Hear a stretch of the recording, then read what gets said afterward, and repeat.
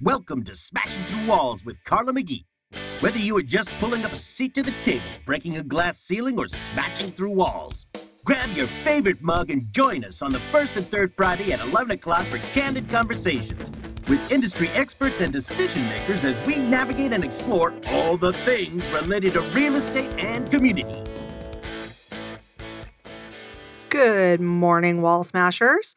I'm super excited to have you all here today to not just break the glass ceiling, but smash down the walls as we talk to Greg Goodman from Horses Help and one of my favorite real estate agents, Chelsea Baracco, who has recently joined me at MHG, and I couldn't be happier. And I'm so excited to have you both in the room so that we can talk about Horses Help as an organization, and not only what that looks like and how awesome you guys are, but and then how it ties into the real estate world and what your challenges are there as well. So I'll let you introduce yourself, Greg. Good morning. Thanks for having us. My name is Greg Goodman. I'm the executive director for Horses Help in North Phoenix, the largest therapy writing center in the state. Excited to have this conversation today. And Chelsea. Good to see you, Carla. I'm excited to be here too, combining two of my passions, real estate and the equine world. So, and explain how we connected, because it's really you. So, how did you tell me about Horses Help aside from just seeing your Instagram that you're always there? Yeah, I kind of just like to be a connector of resources in general, and it's natural to my behavioral style, and it helps me in the career field as well. I grew up with a passion for horses, I was in 4-H, which is like what country kids do. And I was an avid rider. And then I kind of got away from it. But when I moved out here to Arizona, I was like, wow, this is horse country. This is amazing. I moved here just ahead of COVID, which is a really rough time to meet people. So I wanted to get involved in the community and I wanted to meet more people and then also be around horses. So I found Horses Help. And because I have horse experience, I actually get to be one of the level 3 horse handlers. So their programs give back to the special needs population here in Phoenix. And I get to be part of that, which is awesome. And then they have a lot of cool events too that I've been able to be a part of. So, and I think you said a very interesting point that coming here from out of state, because you were originally from the state of New York, right? That I think a lot of people think we are literally cactus and concrete, and they don't realize that we actually are horse country, that the wild, wild west still exists out here in Arizona. Do you think that too, Greg? Do you think people have that misconception? I tell you, we moved from Atlanta. My wife is a physical therapist, and her senior project in PT school, which is many, many years ago, we're very old, was hippotherapy. And being in Atlanta, I mean, it's just a great area to be associated with. But when we found out we were going to move to Arizona, the mindset was, we're out there with horses. And that kind of tied into when we got out here. She said, I think I want to start doing hippotherapy. And that's kind of how we started. We came out with the mindset that we're in the Wild West and horses are available. And that was her passion as well. And it was a great opportunity to start a new pediatric clinic. Very cool. So then that's what she did. That's what we did. We sourced a location in East Mesa, just right down from the house, which was very cool. There was only one other person in the entire state that was doing hippotherapy at the time, wow. Nancy McGivens in Tucson. And so she mentored with her for about 6 months, kind of tested the waters with some of the locations here that were doing some hippotherapy, so not hippotherapy, but regular therapeutic riding. Horses Help happened to be one of those locations. And oh my gosh, it took off, and it was like she was overwhelmed and excited. And, we said, well, maybe I need to go get our own horse and put her in a trailer and have Horse Will Travel. And that's kind of how we got to the area where we got the clinic and built the facility over there in East Mesa, and everything took off from there. So do you have a clinic in North Phoenix and then a facility in East Mesa? So Horses Help is all standalone, and it's a charitable organization, so it's owned by the charity, governed by the board of directors. But we do have a private therapy clinic in East Mesa called Boulder Mountain Therapy, and that's where we kind of initiated everything. Where's that at? It's off Ellsworth Road between Brown and University. It's we had a very unique business model. Typically working with a special needs population, those families, we just listen to the families. I mean, what are the issues, right? So what we determined was they were going to Tempe for PT and Gilbert for OT, and they were just time on the road, and all these entities were working separately. So what we did is we put that mindset together and put all therapies, PT, OT, speech, music, aquatics, under one roof, and then invited the families in, and then they could get back-to-back therapies. There was better continuity in service from the therapists that were engaging with each other. So they had a client, a little guy might be working with physical therapy, and the physical therapist is doing gross motor work with trying to help rehab. Mm-hmm. So he also wanted to do music therapy. That was an opportunity, and it excited the family. But instead of doing voice, they would do dance and movement. So those things, so the outcomes were just much better. And we just ran with that, and it was exciting. It took off. Wow, that's really cool. Yeah. I have so many questions for you. I don't know where to start. I'm not going anywhere. Right? I have you for an hour. So I want to start with your clients are Mm-hmm. special needs children, right? It's pediatric. Do they then do they graduate? So we're going to just talk about Horses Help for right this minute. Okay. Is that okay? Okay, yeah. So Horses Help is not just children. Okay. So it's really programmatic. So that you have a recreational riding component Mm-hmm. where people with disabilities that wanted to learn how to ride horses would come to us, and then we can take them through that process. Like physical disabilities. It could be physical. Okay. There's ADHD. There's a lot of different that receive actually Autism, PTSD, 53 traumatic brain different injury. disabilities at the center. Wow. So a lot. Yeah. So they have that recreational riding component, and those folks can come to us and go as far as they want. Some of the recreational riding, the parents and the families just want the kids to get out. It might be a socialization aspect. Some want to be a little more competitive. So in the past, pre-COVID, we had teams that would compete, and we're excited to get that resurrected this year, which we'll talk about in a little bit. And then you have another program called hippotherapy. So that's PT, OT, and speech therapists. And they use that three-dimensional movement of that horse to facilitate whatever goals those clients are working on. And really the whole industry started with cerebral palsy. That's the population that really had the best reaction to what that intervention was about. And then we've got our mental health programs. And we started with originally children in foster care. So they were having difficulty transitioning, building trusting relationships and things like that. So they work with our counselors and our horses. And we'll talk about the use of the horse in a little bit, but to create whatever outcomes they have. And that's grown, that mental health kind of program is really just the driver for the future. I mean, there's so many things going on, especially coming out of COVID. We fell in love with a population of trafficked youth about 1.5 years ago. And I was a state rep for PATH International for 18 years. So I wanted to do something special for the state. We heard the delivery of people working with trafficked youth in New Mexico at a retreat, and it just captured our heart. So we came back and built some healing programs and affiliated with some different organizations, Streetlight Foundation, which is a rescue recovery, Ohana. We work with 3 agencies now.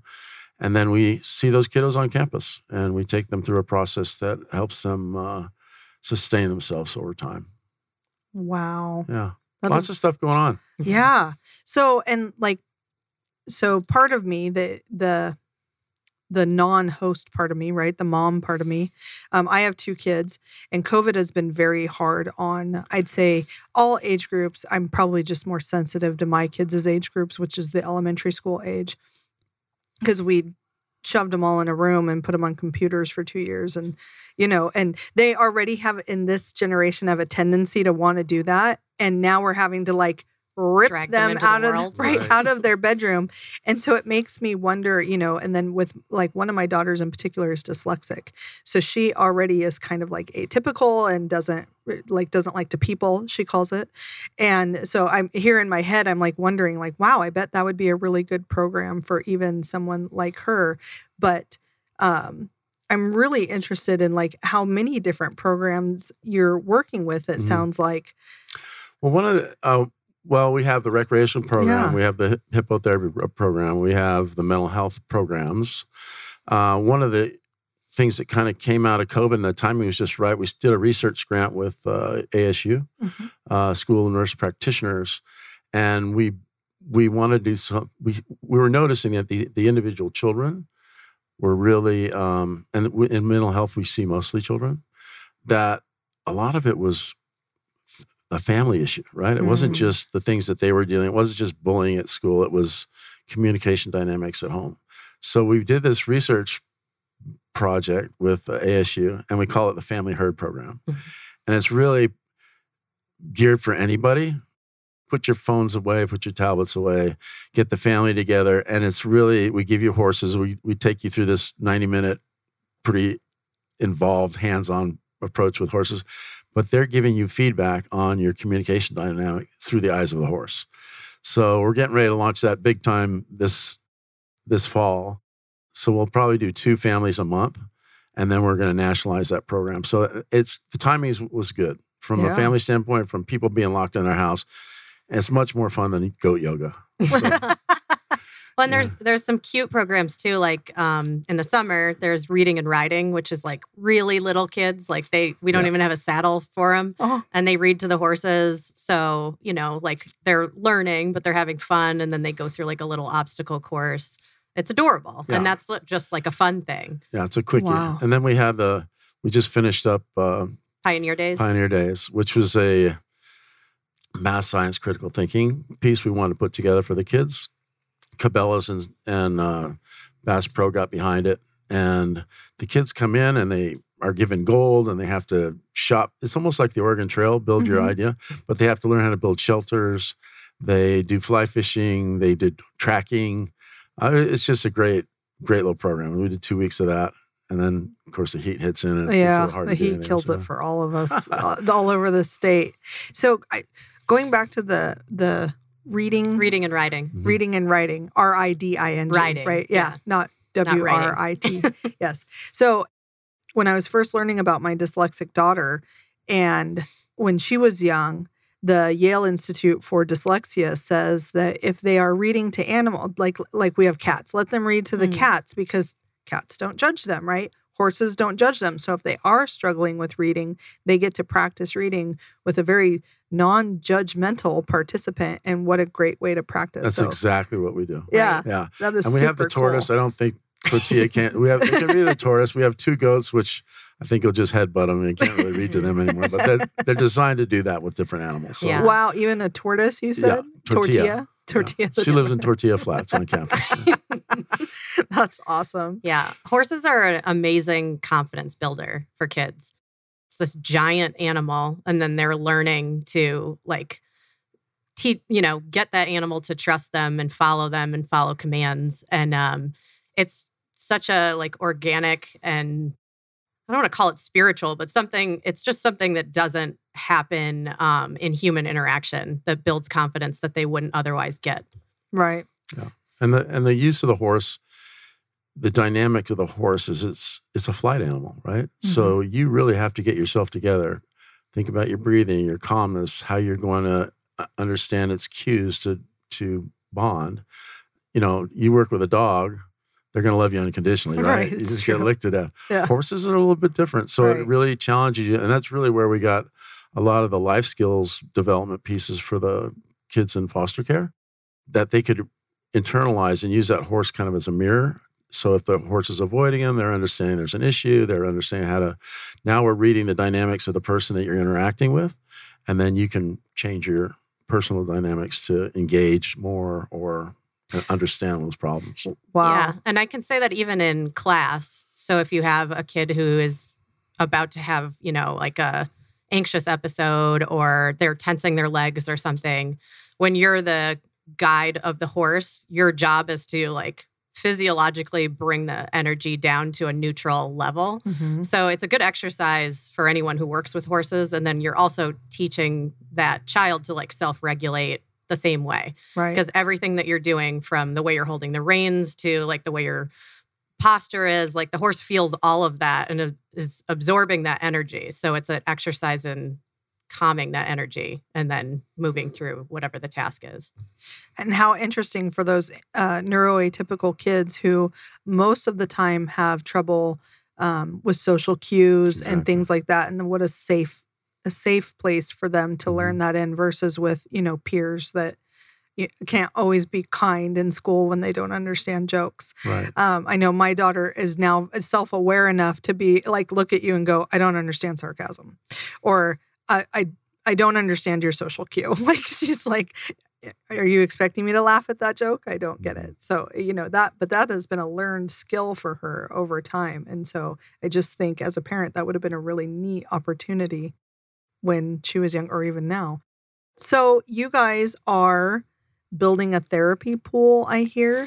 So the idea, the vision forward, right now we're in a position where we use our horses till it's too hot. And then basically we shut down, other than we're working hard doing a lot of different other things admin wise. But as far as revenue streams and things like that, those kind of dissipate during this period of time. So the idea was to take a look at the physical plant of the center. And what we did at Boulder Mountain was we created some opportunities for those kids that eventually they'll come off horses and transition into aquatics. So they're still working on with the PT, if that's the case, gross motor stuff, they'll still be able to get in the pool. But again, we sustain a revenue stream. The other thing that we're getting to do part of this vision project is create some entrepreneurial thought with some of the buildings we have. So Midwestern University is a great partner. We partner with a lot of the colleges and universities, but Midwestern, the vet school's on campus. But we went to the OT school, and they're doing hippotherapy with us. And we actually wrote an elective course for the OT school, so that's kind of cool. But we said, hey, listen, we've got a building, we've got a vision forward, and we'd like to be able to have some entrepreneurial thought for therapists that would like to maybe see a few clients a week. And so we'd like you to design some features in a really cool environment that would help excite those clients, to get them in there, to have these therapists that, a lot of these therapists, if you're debriding wounds as a physical therapist in a burn unit every day, all the time, it gets a little old. Right. You need your own therapy. So they're looking, so that, if I can say, hey, take one day a week, do your own thing, see some kids, here's a cool environment that you can engage in. And so that's kind of the thought process, to create an opportunity in one of these buildings with the addition of the pool, but also some cool and unique features that would be associated with the building and the site. So one of the things that you run into, again, listening to the families, and you're going to the same room, seeing the same person, doing the same thing every week with a physical therapist. And let's say you're doing gait training or something along those lines, or spatial awareness or whatever. You get them out there at the ranch and you put a little small wheelbarrow with carrots in it and say, take that wheelbarrow and ride over the horses, and we're going to deliver carrots to the horse. So they think that's the greatest thing since sliced bread, right? So they don't know they're doing gait training. They're just going through the process. So we had a really enlightening development when we first started, that we probably filled our clinic with 200 clients that were all coming out of that boredom, all coming out of that, my child is not motivated to go to therapy anymore. And we listened. So that's, we created those kind of unique opportunities for them. Mm-hmm. Well, yeah, because dyslexia therapy gets pretty boring after 3 years. Right. And my admin, Lish, her son has done vision therapy. And we have shared our struggles as mothers of neuroatypical kids and getting them to complete the therapy. It's for their own good, right? We're your mom. We're trying to help you, but for the love of God, like they need some variety. But if I'm just thinking off the top of the head, if we move that motivation onto a horse, and they had letters to place in certain directions around the arena to spell words or interpret, that would have been a blessing, right? They'll go back. Yeah, they would have. Even if it was just once a month or something, like, hey, you complete this and then you get to go work with the horses. Like, that would have been really amazing. So that's in the works? Are you guys like currently building it? Do you have to raise funds for that? Like, how does... Yes, we're actually, pre-COVID, we were pretty much ready to go. And then, then COVID hit. So the vision's still there. We're actually re-ramping that up, tooling that back together. We did get $350,000 in last year. Wow. Which was very exciting. That was our first big push. So yeah, we'll get that ramped up probably in the next 2-3 months, and then get that vision committee back together, and we'll start going to work again. Very cool. So when do you think that would be a realization? Maybe next summer? You know what? If you can get If quick somebody's rate. listening right now, they want to come right over and write me a check, we'll start next week. Well, let's talk about that because you are a not-for-profit, Correct. right? Which means that you, I'm sure, have to, you've already talked about working with a variety of universities. I've seen on Chelsea's Instagram, there was something with Purina to like help them win, food for the horses, because I can imagine you go through a lot. Right. What does marketing look like that? How do you reach out to those people? What kind, just how can we help as individuals? Yeah. All the things. Well, a lot of that is just relationships, right? You Mhm. find the right person to do the right thing. We try to do, from a business standpoint, we want it to create a model where if somebody had that intention, that we have our building blocks in place. We know here's the things that are in place to manage the money. Here's the contractors in place to do that. Here are the architects in place. Oh, by the way, you can come sit on the committee and help us finish the development of it. So, because we're talking about a covered arena, it's a phasing plan. But again, if somebody wrote the check tomorrow or they wanted to build a pool and put their Right. name on it, let's go. Right. If any of our clients are out there listening, and It's a super, super amazing project. Again, it's our idea for this whole vision is to create a space that if we never got another dollar donated to us, we could still make it work. right. And that's the idea. So the physical plant makeup helps us. The covered arena is the first on the phase. So covered arena, site it, air condition it, extends our ride year. Last year, I think we lost 30 some days of inclement weather. Mhm. So you don't have those. We God bless us, we put a beautiful event together called the Big Bad Barn Bash every year. And we just pray there's not going to be any rain, and knock on wood, we haven't had any. But if you have a covered space, a covered arena, Then you don't have to pray anymore. you don't have- Right. Well, we still pray. Right. But not because of yeah, weather. right. So, So I would say for fundraising, one of the things that I've tried to bring to Horses Help is they've taken over some wine festivals. Correct me if I'm saying this No, you're wrong. good. Okay. Where if Horses Help brings the manpower for the festival, then they get the proceeds from the festival. Mhm. So the Carefree Wine and Art Festival was a couple months ago. yeah, it's going to be 3 times a year. So it's been a great opportunity. I've pulled other people from like my networking groups to be the manpower, because there's really no better networking than hanging out in the sun at a fun festival and then organically meeting people who may become clients, or you can refer to someone else. So that's a thing. And then, Barn Bash, I got to bartend at last year. It is a blast. I'm so glad you're still putting those skills. I've got a big skill set, Carla. We're the charity of choice for the Arabian Horse Show. So we leverage our manpower. And Chelsea, God love her, we've gone to her, somebody said, hey, listen, we've signed up for another wine festival. We're out at Cardinal Stadium. We've got 2 kiosks out there. Each one of those games generates about $4,500, and we just need manpower to run those every home game. So there's a lot of things we're doing out there in the community. This year, we're really excited about resurrecting the show teams. So we've got the military show team, and we've got some of the kids on our program, and we're working with the National Snaffle Bit Association.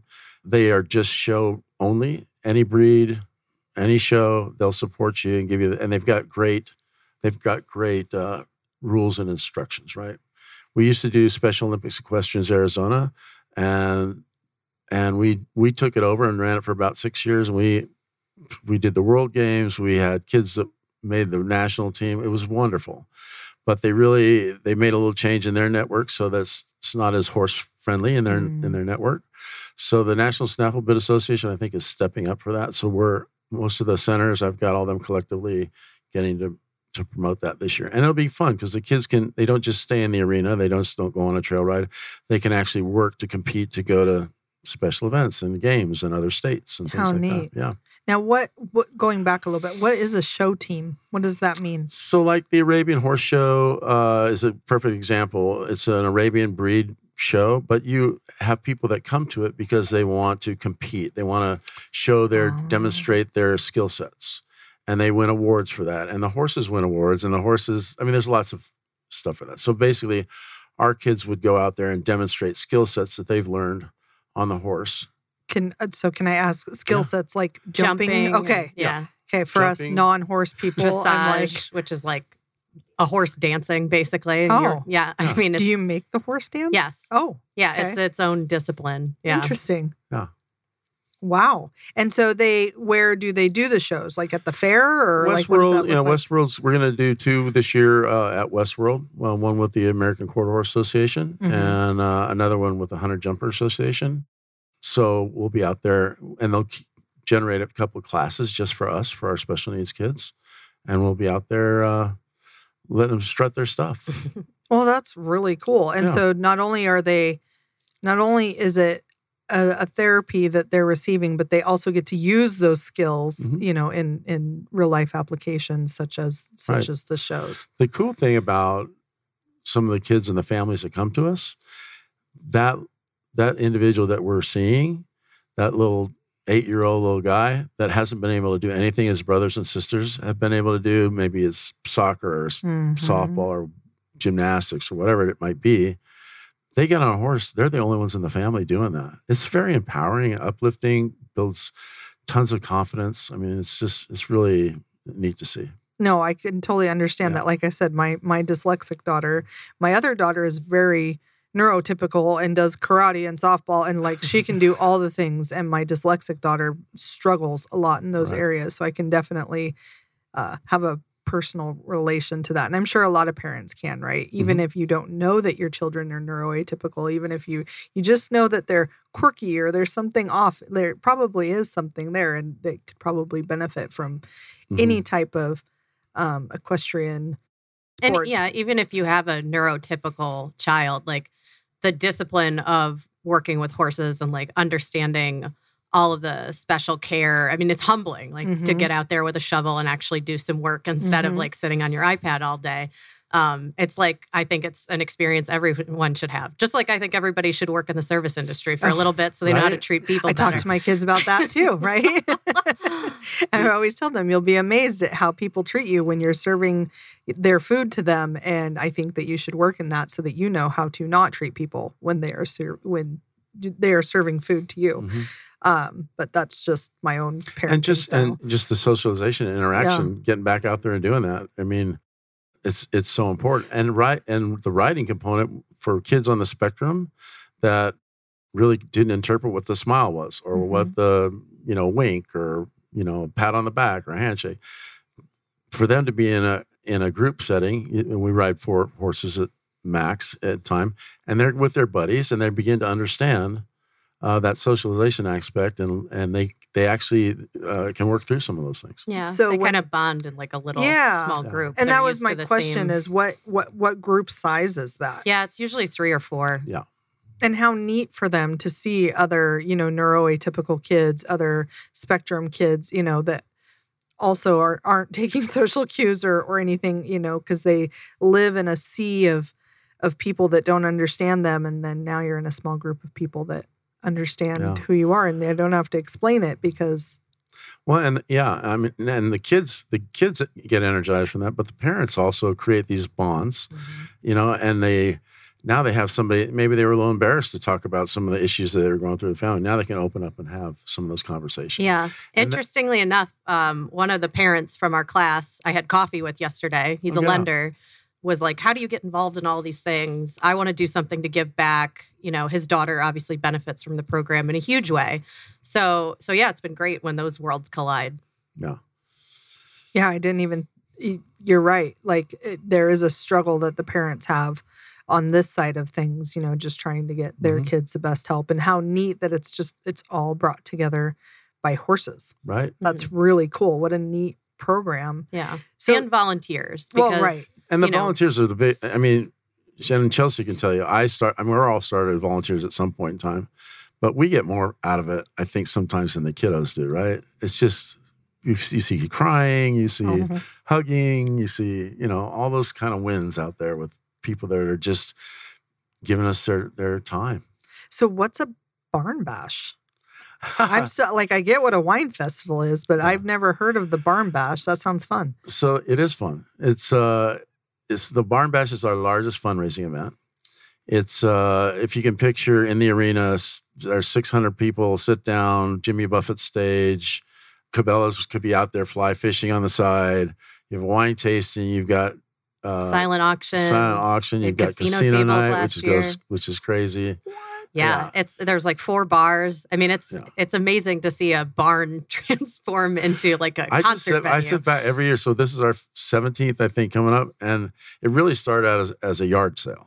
Okay, but what an evolution, right? So the last yard sale we had, we tied a dinner to it. Mm-hmm. So if you bought into the dinner, you could get discounts on and first look at everything that we had, and literally we filled up 2 arenas full of stuff. And now, oh my gosh. Anyway, people were excited. And then they started, while we're there in conversation during the dinner, they started talking about the horses. So I said, hey, bring this horse out. So they brought a horse out and I said, this horse needs some help and some support. And oh my gosh, we made like it without even knowing what we were doing. And we still don't know what we're doing, but without even knowing, we raised like $10,000 that night just for horse support, just bringing them out and letting people pet them and adopt them and whatever we were doing. Yeah, I mean, the prizes and stuff are really nice stuff, like in the silent auction. And then there's vendor tables, like, I mean, jewelry and chocolate Are and there tequila. sponsorship opportunities? Of course there are. Absolutely. Where you say have like your banner out or something along those lines. We've got banners out. We've got, you can Different sponsor tables at the casino night, at the casino. You can actually be there and deal if you want to promote your business. We've got the new trailer being wrapped, so we're going to have sponsorship opportunities. That'll be out there. So there's, if you just get hold of me, or Chelsea, we'll send you in the right direction. I'm thinking MHG commercial needs a table. Yeah. Well, I mean, we got to do the golf tournament this year, which was awesome. Yeah. That was like right as you were coming over. Yep. That was one of the first things you had brought up. And I know our broker is from Snowflake and is a genuine cowboy. And his wife is a genuine rodeo queen. And they love horses and they are involved in that community as well. So it was an easy fit when Chelsea brought it up. It was like done. Like, why did we not know about this already? So I can almost guarantee we will probably be at the Barn Bash. Yeah. That sounds like a lot of fun. In fact, we should put it on his agenda. November 5th. I was just going to, that was First my next Saturday question. in November every year. Sign Dutch up. Yeah, sign the Dutchers up. And you know what? The nice thing about this event, it's a community involved event, right? So we have lots of corporate, I don't want to say they're sponsors, just corporate partners, right? So Intel and Boeing and Vanguard and Sanderson Ford, which is, they're like, everybody's family. Mm-hmm. But they'll come out the week before and get things prepped and they'll help out because they need a volunteer day. Mm-hmm. We have tons of those opportunities. We love group volunteers. We have lots of projects. Like Chelsea said, we're at the wine festivals now. Those are amazing opportunities, not only for individual people that are looking to promote their business, but it's also a great, fun time to be out there and give back. So I am our PTA president for the school, and I love giving back to the kids just in a different way, right? Like we very much are an advocate for kids in our school that don't have a voice and to just make them be prideful in their school and have school spirit so that because studies show if they have it at the elementary school age, that'll carry on through their high school years and on, right? We struggle getting bodies, getting volunteers. Is that where you guys struggle as well? I'm interested what your struggles are. Getting bodies this past year, coming out of COVID, well, COVID was an issue, but coming out of COVID, we rely heavily on these large businesses, right? So the Vanguards and the ones we just mentioned, American Express, these are businesses around us that we usually engage, but they aren't even back on campus yet. Some of them are just going back now. So we struggled this past year with our big volume kind of helpers. Yeah. Individuals, I think it's just a really romantic notion to come see kids and horses. Mm-hmm. So the draw is there. We have a volunteer orientation every month, first Monday of every month. And we usually have 20, 25 folks in that. And our volunteers tend to stay. We don't have a lot of, there's certain turnover. Students are going to turn over if they're engaging for class or something like that. But for the most part, the our bulk of our volunteers have been with us. We've got volunteers who've been with us 10, 15 years. We actually had a volunteer, so this is 20 years ago, had a volunteer come back in an orientation this year with the old Horses Help logo. Wow. And I recognized it and I said, Sally? And, we're all older, gray hair and more bumps on our bodies. But anyway, she said, yeah, I just was thinking about you and I thought I could come help. And I saw you had an orientation come on. So yeah, it is difficult to get volunteers, but I think once they're out there and they see what's going on, it's an easy sell. Are you able to utilize high school age students? So we're a PATH Premier Accredited Center. There's only 3 in the state, which means we're audited every 5 years. PATH sets our industry standard. The industry standard for us is 14. We raise that bar to 16. Okay. If we have students, and we do make exceptions, if we have mature students that are actively been around horses and can really contribute, then we allow them in at a little younger age. Now, we do have some of the school participants, maybe 12, that want to do things too. And when we have the shows, when we have them on campus, they'll come to campus and they'll help with face painting for the little guys. So they have opportunities. Because I'm thinking of and just helping out around the barn without interacting with the horses. Yeah. Because the thing about Horses Help is the horses are the resource.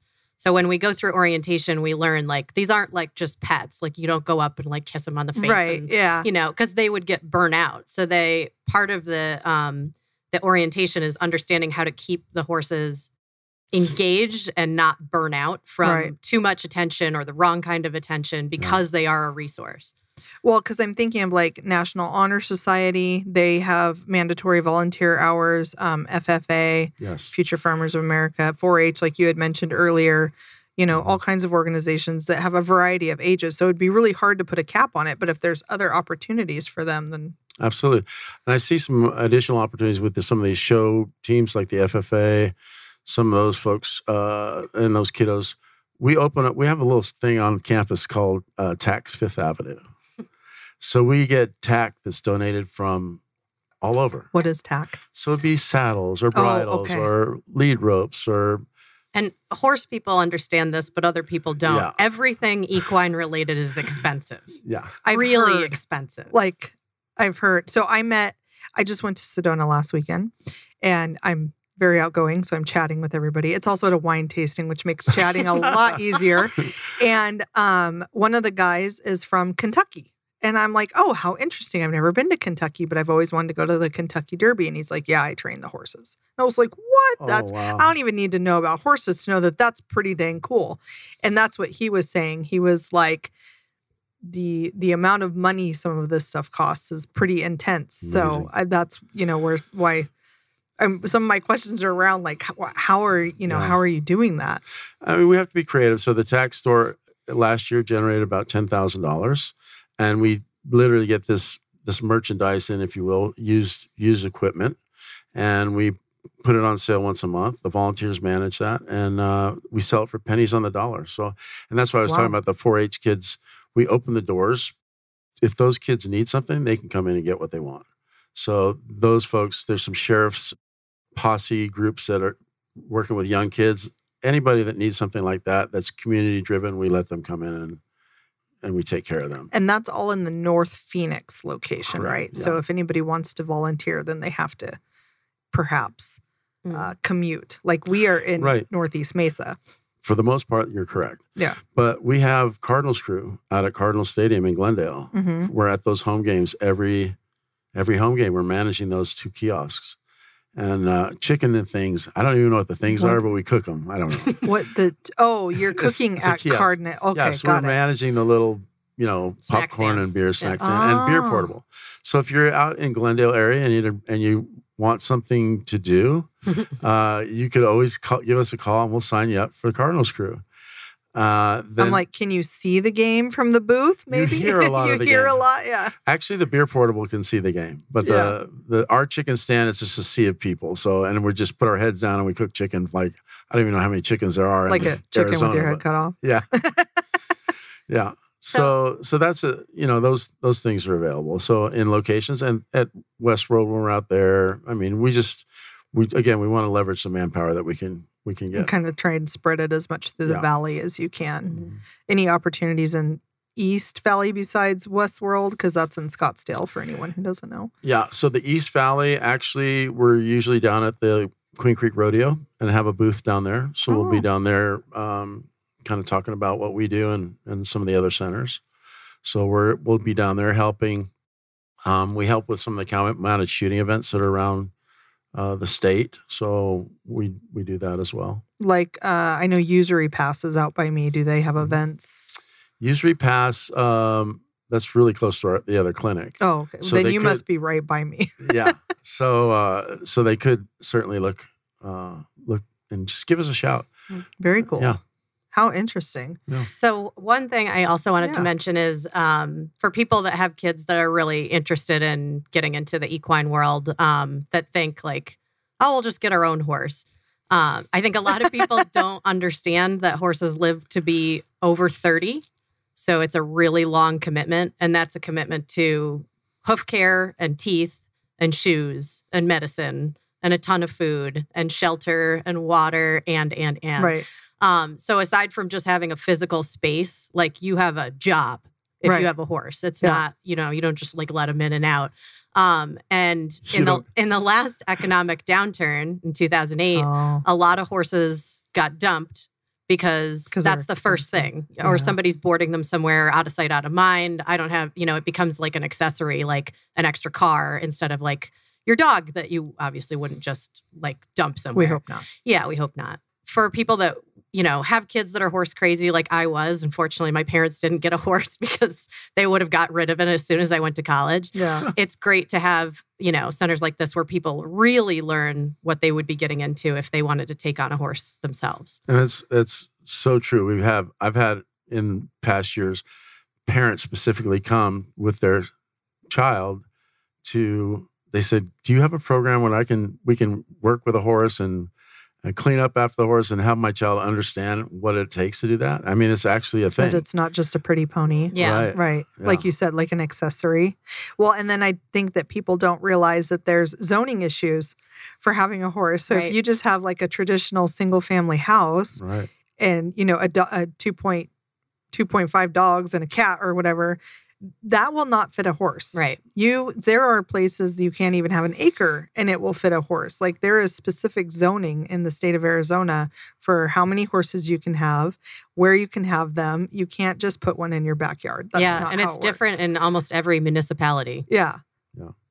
And I'll say from a cost standpoint, this year's probably been the most out of control cost that we've ever seen ever. So typically a bale of hay, a couple of years ago, it would have cost me $10 to $12. Okay. It's over $20. It's $25 a bale now. So you are being affected by inflation also. We are, matter of fact, this summer, we always do a summer appeal, some kind of drive to raise money for something specific.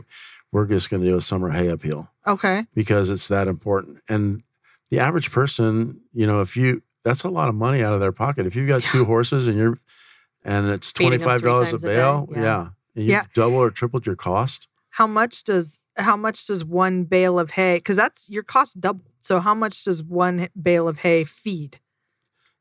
One bale of hay will feed a horse for a couple, 2-3 days. That's it. One horse. And there's how many? And how many horses? We're feeding 3 times a day. Yeah. Just to keep, because horses are foraging animals, right? So you can't interrupt that process. So you keep hay on them consistently to make sure they're healthy. Right.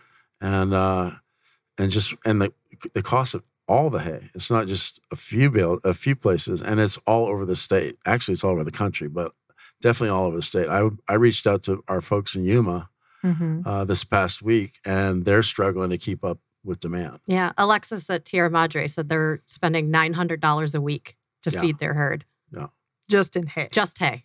Yeah, that's not supplements. That's not grain. Right. That's just forgive my ignorance, but just grass. I literally think of it as like hay and like a trough that they just kind of like wander by and like snack on, right? Is that how it looks? No, I like the way you smiled at me. Oh, you wanted to pat my head, huh? Basically, yeah. I mean, you're putting hay in their stall for them to forage on during that period of time. Right. But the hay it's a it's all got different protein contents and sugar content. You have to be really, it's a science on the way you feed them. Wow. So, you have to kind of know what you're doing there. So then what does... They don't eat cow hay, like straw. There's different? Oh, yeah. Oh, wow. So like some horses get alfalfa, but alfalfa has a sugar content. So if you have a horse that has laminitis or, basically like equine diabetes, which they can get, then alfalfa's too sweet for them. Bad feet, bad eyes. If they're on a Bermuda diet, but there's even too much sugar in the Bermuda, you have to soak it to soak the sugar out. So they eat the hay wet. Yeah.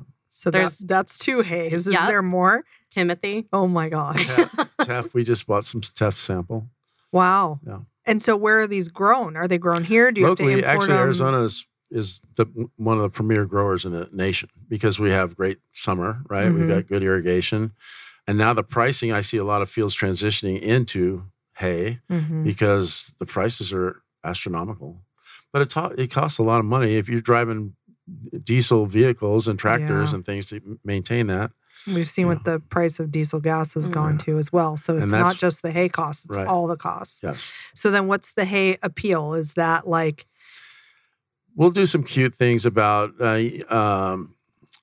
just trying to drive the mindset that if you're thinking about or you've helped horses up in the past, we want you to know that what we're focusing on now is the nutrition and health and well-being of those horses. And it's costing us X number of dollars more than it's ever cost us before. And we're having to react to that. So we're trying to onboard those folks to say, maybe we don't need as much scholarship money for the first quarter, but we definitely need hay money.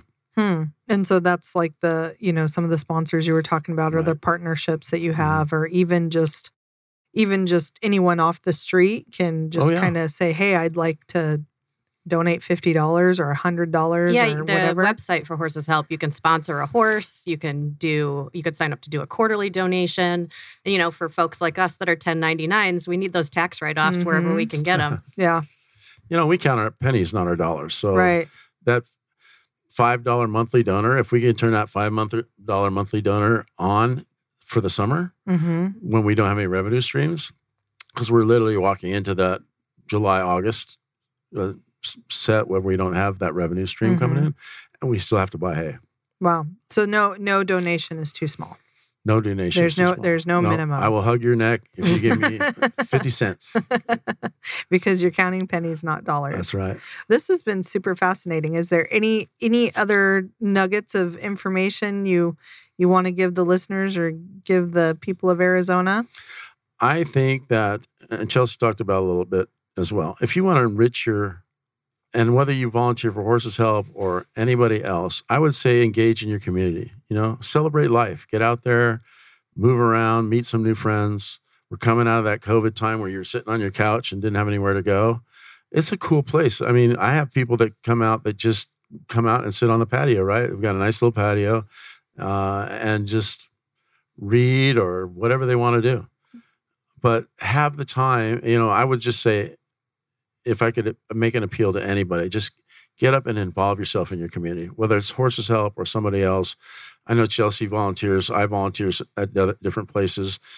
But yeah, just get out and enjoy life. So, and also Chelsea was new here from New York, and that's how she, made new friends and connections and, kind of make her feel like her home.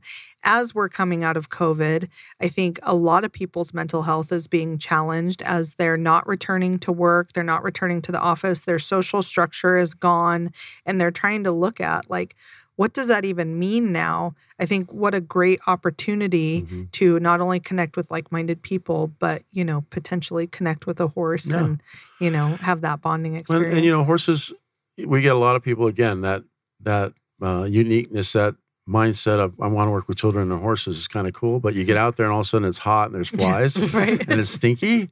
That's not for me. Well, you know what? We've got events committees. We got admin stuff going on. I put together a little grant writing committee. If you want to learn how to write grants, come out and engage. But, get out. I tell you what, if you just get out there and just come visit, right, Chelsea, we're don't have any up and riding now, but if you just come out and visit, you'll feel that when you hit the campus. people are smiling and they're engaging you. And, everybody's there with something great in their heart. Nobody came there to say, oh, I'm going to be miserable today. Right. It's a very welcoming place. Yeah. And, when you're building a new community or re-entering the community, going somewhere where people are volunteering, like Greg said, you aren't going to meet anybody who doesn't have good intentions and heart. Right. Who's sweating in the sun. Right. Getting On flies all purpose. over Yeah. them. And Well, because I would fall in that category. I would be like, this sounds so neat. Let me show up in my heels. And like, I would be like, okay, can we do something else? I'm very business minded. I'm really smart. Yeah. Right. Well, I'm not physical. And Horses Help has a great training room also. Oh, okay. So that if you wanted to do like a class or something and you're in like the North Phoenix Cave Creek area, that's something that would be available to you. Sure.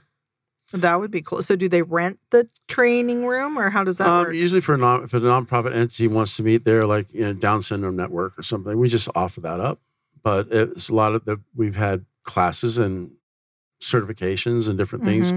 Midwestern University, we try to do at least 2 educational components that are meaningful to the community, at least 2 a quarter. So just follow us on the website. You'll see what's going on. If you had a business like Safeway is down, the Safeway campus is down the road.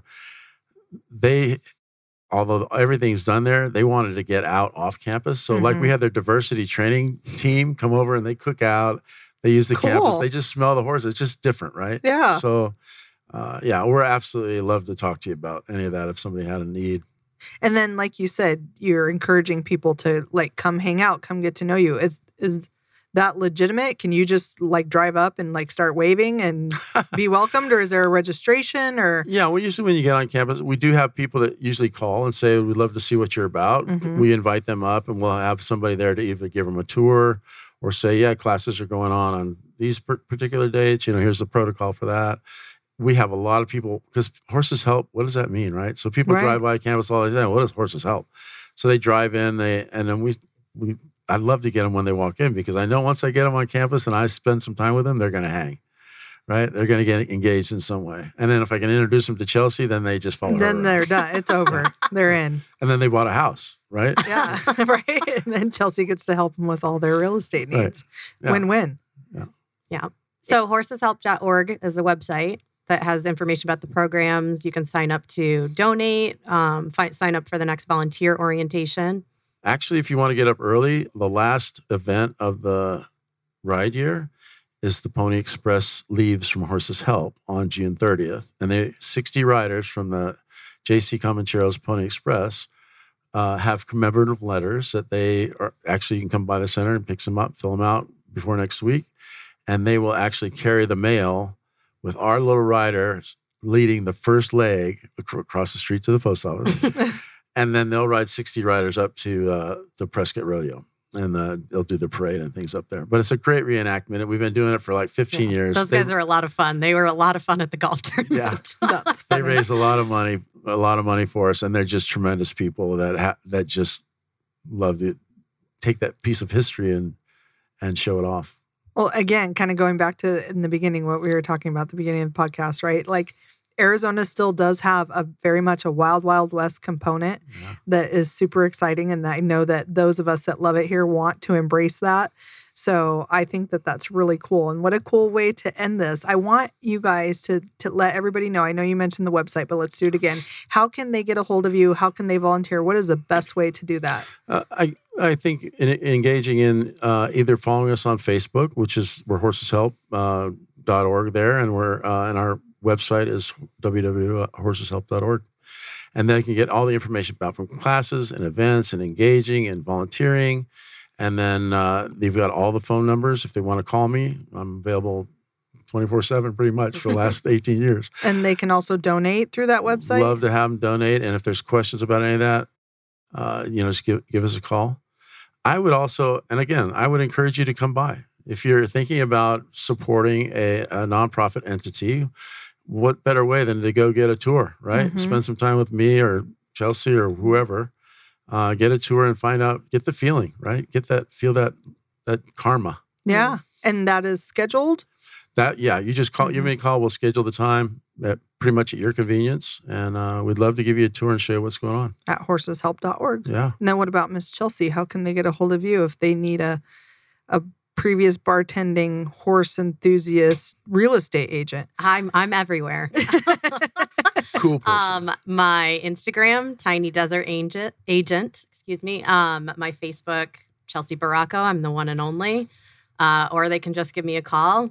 I still have a New York number. It's 518-888-4360. And then for all the followers that we have at Investment Real Estate AZ, both organizations, or this organization and Chelsea, are also linked on my Instagram and easy to get a hold of. Thank you guys so much. This was so informative and fun. I appreciate your time. No problem. You've been listening to Smashing Through Walls, a place for robust conversations about the building and blocks of Arizona commercial and real estate investments. Host Carla McGee is a commercial real estate broker with MHG Commercial, powered by My Home Group. The opinions expressed here are not necessarily the opinions of My Home Group and do not constitute any offer or advertisement of business or services. The real estate market is cyclical, and listeners assume all responsibility should any return on investment, tax consequences, credit effects, or financing terms not meet their expectations. Guests may not be qualified to provide financial, legal, or tax advice regarding a real estate transaction. Listeners are advised to obtain professional tax and legal advice and counsel.